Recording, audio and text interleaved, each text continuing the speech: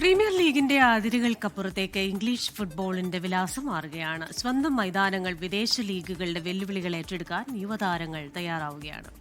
ഈ ലോകകപ്പ് ഇംഗ്ലണ്ടിന് വേണ്ടി വലകുലുക്കിയവരാരും കഴിഞ്ഞ സീസണിൽ പ്രീമിയർ ലീഗിൽ കളിച്ചവരല്ല.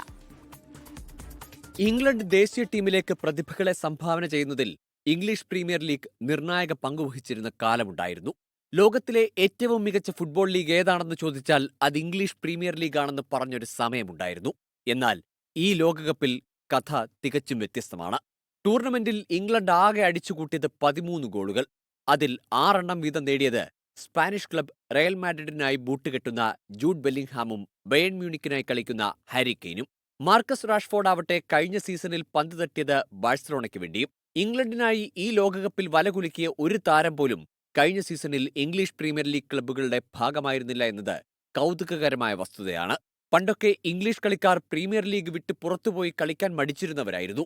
എന്നാൽ പുതിയ തലമുറ വിദേശ ലീഗുകളിലെ വെല്ലുവിളികൾ ഏറ്റെടുക്കാൻ തയ്യാറാകുന്നു.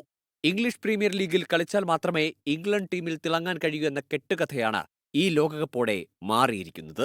World cup desk 24.